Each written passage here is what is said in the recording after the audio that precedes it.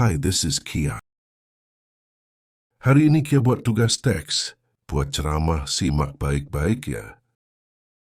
Bye-bye. Assalamualaikum warahmatullahi wabarakatuh. Halo semuanya. Yang saya hormati, Ibu Inaya selaku guru bahasa Indonesia dan teman-teman yang saya banggakan. Hari ini, saya akan memberikan sedikit ceramah yang bertemakan berani berdiri dalam berkata tidak. Teman-teman, pernah nggak sih kalian berada di dalam situasi yang dimana seseorang ingin meminta kalian untuk melakukan hal yang sebenarnya tidak ingin kita lakukan?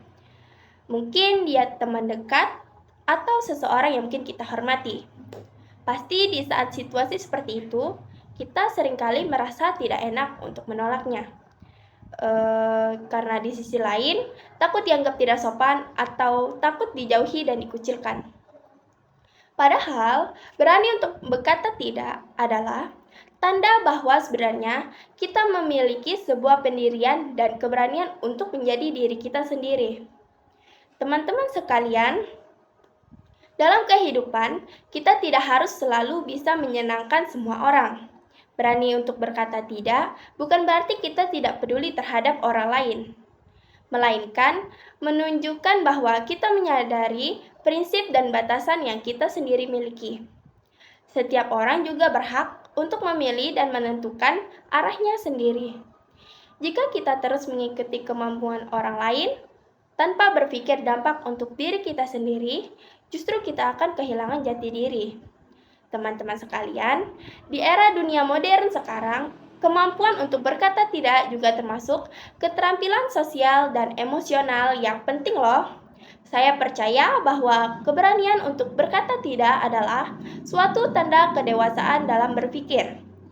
Saat itu, berani untuk menolak atau berkata tidak untuk sesuatu yang salah, itu berarti kita sendiri sudah mampu untuk menilai baik dan buruk berdasarkan pemikiran kita sendiri.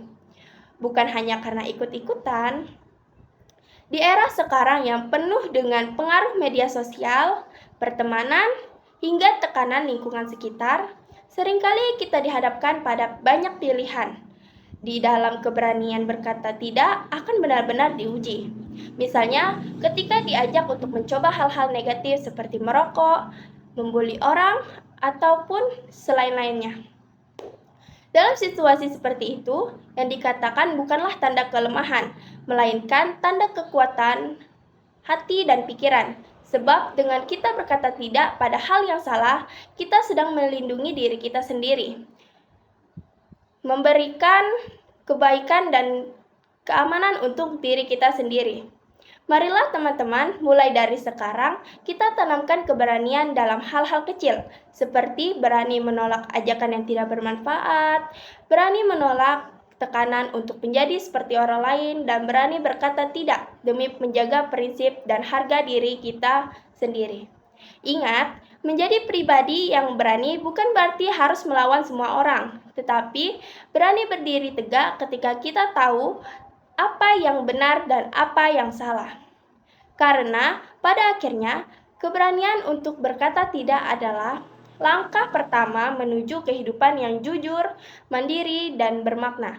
Terima kasih atas perhatian teman-teman semua. Semoga kita semua bisa menjadi pribadi yang berani, jujur, dan teguh pendirian dalam setiap langkah kehidupan. Demikian teks ceramah yang bisa saya sampaikan. Saya akhiri. Wabillahi taufiq wal hidayah. Wassalamualaikum warahmatullahi wabarakatuh. Hai guys, thank you udah nonton ya. Terima kasih atas perhatiannya. Bye-bye.